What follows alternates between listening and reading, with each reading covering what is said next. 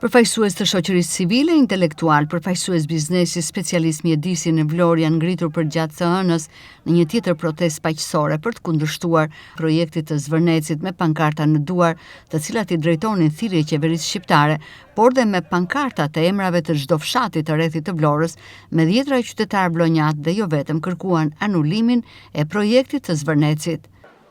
Sipas tyre tashmë arsyeja nuk është vetëm Zvërneci, por është më e madhe se kaq. Teksa kanë vijuar me thirrje kundër klasës së vjetër politike duke kërkuar largimin e saj. Arsyet për të protestuar sipas tyre janë disa, nga pensionet deri tek ato më madhoret.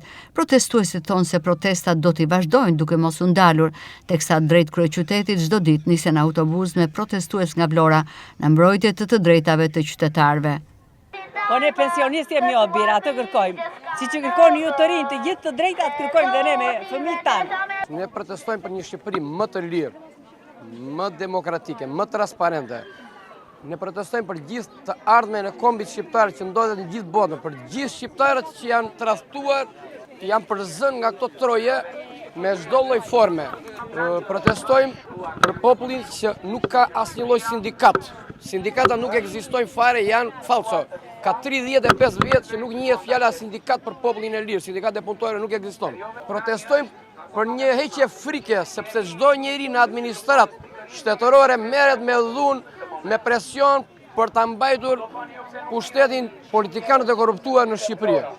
Arrini mbajnë në presion për një rrogë minimale, një rrogë që nuk dalin as për nevojat personale të jetës së tyre, të përditshme. Ne protestojmë për gjithë ambientin që nuk ka asnjë lloj transparence. Vazhdimi i protestës do të jetë maksimalisht, do të jetë çdo ditë pa ndërprerje. Biles japim dhe një mendim të qartë popullit në datën 13 qershor. Nga Vlora do të nisen autobusa pafund, vajtje dhe ardhje janë gratis, janë falas. Vetëm që populli të vijë të manifestojë lirshëm në kryeqytet. Ftojmë të vini, ne jemi të gjithë bashkë që po e sjellim të ndryshim dhe të gjithë bashkë duhet ta themi fjalën tonë sot. Mund të shërbejmë si frymëzim të gjithë së bashku. Prandaj edhe duke ardhur të flasim këtu, është një shembull që japim, na ndjekin të tjerët. Briteni dhe sikletin për të folur. Nuk kanë munguar në protesta as emigrant të ardhur nga Italia, të cilët besojnë se Shqipëria meriton të jetë një vend më i mirë. Fëmijë që është qenë me ndjeshme në bote e nuhat rreziku me miliona kilometra larg që vinë këtu çdo ditë. Çfarë po bëni?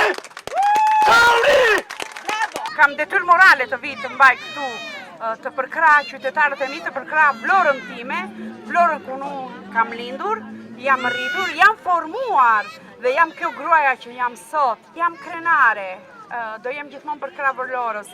Më bëhet qefi për këta të rinjt që janë këtu.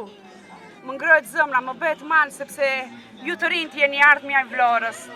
Jeni shpëtimi Vlorës. Kam vajtur në jashtë shtetit, kam punuar, kam krijuar diçka, po vjen një pikë në jetë që do të thotë që të jesh një skllave moderne, të arrish të kesh një shtëpi, të arrish të kesh diçka më tepër nuk do të thotë që je i lumtur apo ke arritur qëllimet e tua. Qëllimet tona janë të jemi njerëz të lirë, të jemi njerëz të lirë, të duam njëri tjetrin dhe të mbrojmë atë dheun ton, traditat tona, rrënjët tona. Kjo traditë si mbetet duke mbështetur të rinjt dhe duke mbrojtur të drejtën, mbi të gjitha të drejtën që po na i heqin, e që po na i vjedhin mbi të gjitha. Ndërkohë si zakonisht, protesta e përfaqësuesve të shoqërisë civile është vendosur në rrugët e qytetit. Protestuesit kanë nisur të marshojnë nga sheshi Flamurit në drejtim të shëtitores bregdetare, me thirrjet Revolucioni Flamingo, Berisha në Burg, Rama në Burg, apo mbani duart larg nga Zvërneci.